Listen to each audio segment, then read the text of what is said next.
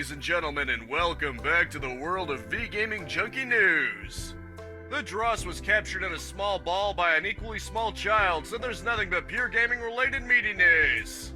It is all about the electronic good stuff as we dive deep in all that's new in the various interactive virtual worlds.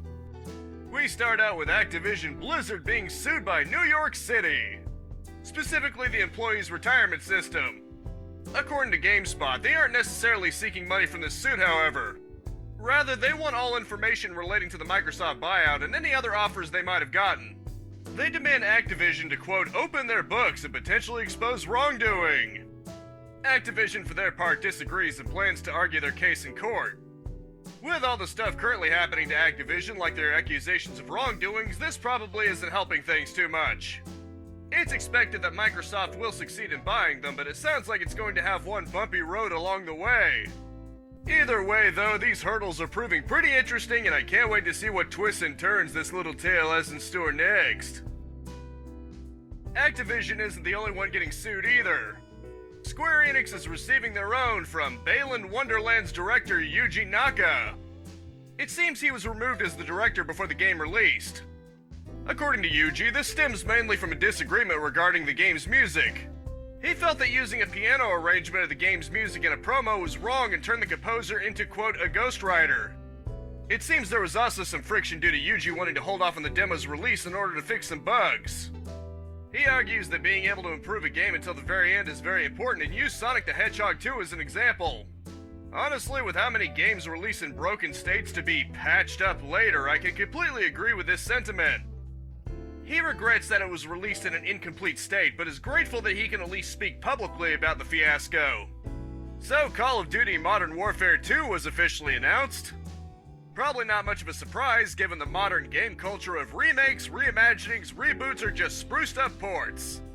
No real word yet, though, on whether it'll follow the second Modern Warfare that originally released, or if it'll just branch out from their reboot of Modern Warfare 1, but it's Activision, so you can count on nickel and diming to be all over the place.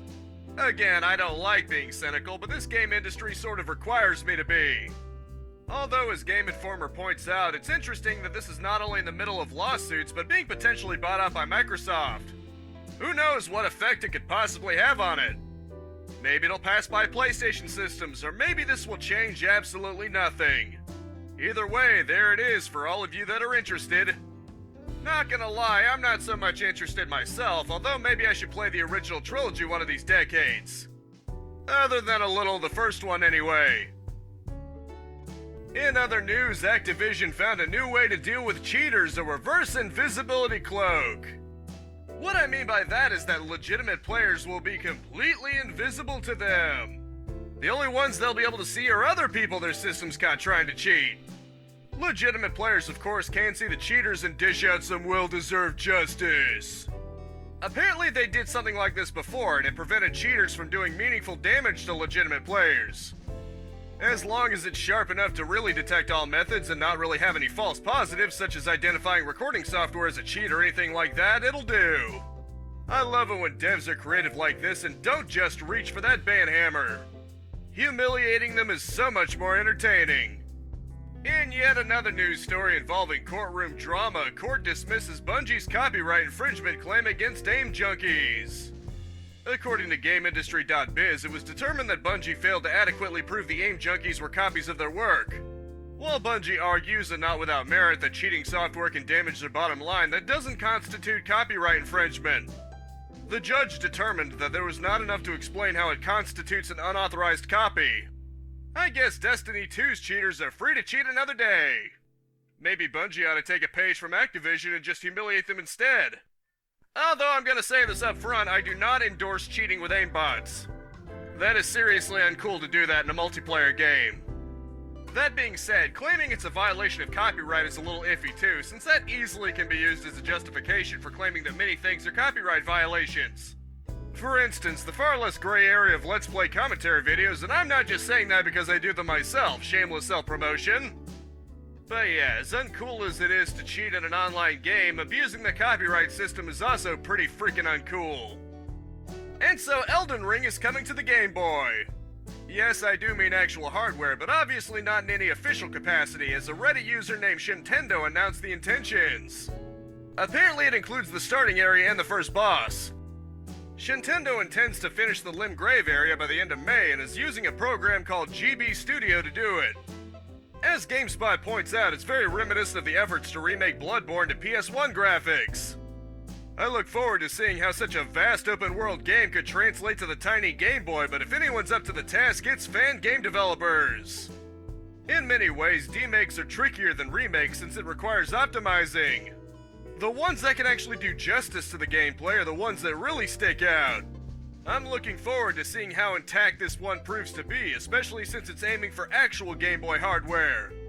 No cheating with emulators for this one, going all the way and beyond. And as always, from the page of Games Radar, it's time for the latest round of release dates fresh out of the oven. Starting on the 6th is Crowns and Pawns Kingdom of Deceit for PC, while the 10th has Songs of Conquest also for PC. The 11th has Brigandine for PC and Source of Madness for all major game consoles. The 12th has the Centennial Case, a Shijima story for PC, PlayStation, and Switch, as well as Flippin' Cactus for PC. The 13th just has Evil Dead the Game for all major platforms, while the 17th has Endzone, A World Apart, Distant Places DLC, and Gloomhaven, Jaws of the Lion DLC for PC. The 19th starts with Deadcraft for all major platforms, Deliver Us the Moon for PS5 and Series X, as well as Endzone, A World Apart Survivor Edition for PS5 and Series X. Finally, the 19th ends with Vampire the Masquerade Swan Song for all major platforms, while the 20th has Cotton Fantasy for PS4 and Switch. This week's epic freebie until next Thursday is Terraforming Mars, a turn-based strategy card game based around colonizing Mars. And as you may have expected, that rounds out this news week. I hope you all enjoyed and were well enough informed. And as always, I Let's Play every single day, 10 a.m. and 2 p.m, live stream Mondays and Thursdays unless otherwise specified at 4:30 p.m, and I swap between game news and game reviews Fridays at 6 p.m. Of course, that's Eastern Standard Time. You can always subscribe and Z-move that bell icon if you don't want to worry about keeping track of time zones. A like is always appreciated for those algorithms, but I just hope you genuinely enjoyed yourself, and that is it for now. Thank you so much for tuning in with me. Spread this video around like the vastness of ultra space, and I will see you next time. Capitalize on life, peace out, have a good one, and I'll see you next time.